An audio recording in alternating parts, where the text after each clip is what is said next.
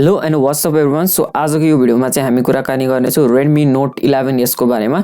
So recently चाहिँ Xiaomi नेपालले Redmi Note 11 लाई चाहिँ लन्च गरिसकेको छ र Redmi Note 11s र त्यही सँगसँगै Redmi Note 11 Pro र यसको Pro 5G भेरिएन्ट पनि लन्च हुन बाँकी नै छ नेपालमा। सो यो बाँकी रहेको फोन यानी Redmi Note 11 Pro, Pro 5G र Note 11s पनि छिट्टै लन्च हुनेवाला छ नेपालमा। सो आजको यो भिडियोमा चाहिँ हामी Redmi Note 11s को बारेमा कुराकानी गर्नेछौँ। सो Redmi Note 11s मा इन्ट्रेस्टेड हुनुहुन्छ भने चाहिँ यो भिडियोलाई टिल द एन्ड हेर्दिनु होला र यस्तै भिडियोहरुको लागि चाहिँ हाम्रो च्यानललाई सब्स्क्राइब गरिदिनु होला। सो अब Redmi Note 11s को स्पेक्सको कुरा गर्ने हो भने चाहिँ तपाईले चाहिँ यसमा 6.43 इन्चको चाहिँ एमोलेड डिस्प्ले पाउनुहुन्छ। यो डिस्प्लेमा चाहिँ तपाईले 90 हर्ज रिफ्रेश रेट पाउनुहुन्छ र डिस्प्ले प्रोटेक्सनको लागि चाहिँ यसमा गोरिल्ला ग्लास 3 को प्रोटेक्सन नि दिएको छ।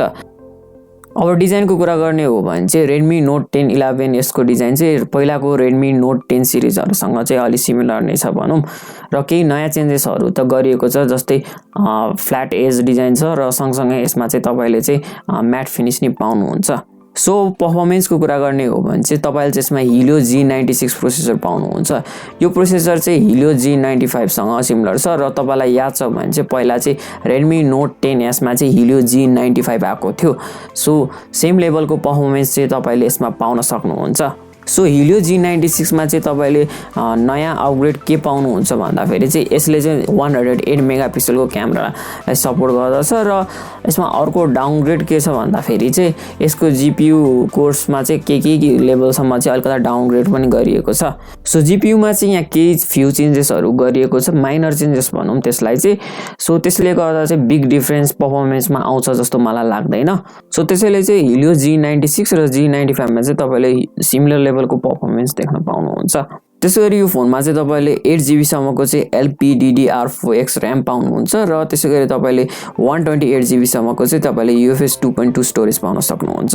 अब सफ्टवेयर साइडमा हेर्ने हो भने चाहिँ तपाईले चाहिँ यसमा MIUI 13 पाउनुहुन्छ जुन चाहिँ तपाईको Android 11 मा बेस छ। सो Android 12 चाहिँ कहिले आउँछ स्टिल फिक्स चाहिँ छैन। सो अब क्यामेरा सेटअपको कुरा गर्ने हो भने चाहिँ तपाईले यसको रियर साइडमा चाहिँ क्वाड क्यामेरा सेटअप पाउनुहुन्छ। यसमा चाहिँ तपाईले 108 मेगापिक्सलको प्राइमेरी सेन्सर पाउनुहुन्छ जुन चाहिँ Samsungको HM2 सेन्सर हो। त्यसैगरी यसमा चाहिँ तपाईले 8 मेगापिक्सलको अल्ट्रा वाइड र 2 मेगापिक्सलको चाहिँ यसमा म्याक्रो र डेप्थ क्यामेरा पाउनुहुन्छ। सो यहाँ चाहिँ तपाईले Redmi Note 11 Pro र Pro 5G जस्तै 108 मेगापिक्सलको क्यामेरा सेटअप पाउनुहुन्छ। त्यसैगरी अब सेल्फीको कुरा गर्ने हो भने चाहिँ तपाईले चाहिँ यसमा 16 मेगापिक्सलको फ्रन्ट फेसिङ क्यामेरा पाउनुहुन्छ। अब ब्याट्रीको कुरा गर्ने हो भने चाहिँ तपाईले यसमा 5000 mAh को ब्याट्री पाउनुहुन्छ जसमा चाहिँ तपाईले 33 वाटको फास्ट चार्जिङ पाउन सक्नुहुन्छ र त्यसैगरी तपाईले चाहिँ यसमा 33 वाटको फास्ट चार्जर नि इन द बक्स नै पाउनुहुन्छ। अब फोनको प्राइसको कुरा गर्ने हो भने चाहिँ यो चाहिँ ग्लोबल मार्केटमा चाहिँ $250 मा लन्च भएको छ यसको 6+64GB भेरिएन्टको लागि र मलाई जहाँसम्म लाग्छ यो नेपालमा लन्च हुँदा चाहिँ 32000 को स्टार्टिङ प्राइस सम्ममा लन्च हुन्छ होला यसको 6+64GB भेरिएन्टको लागि।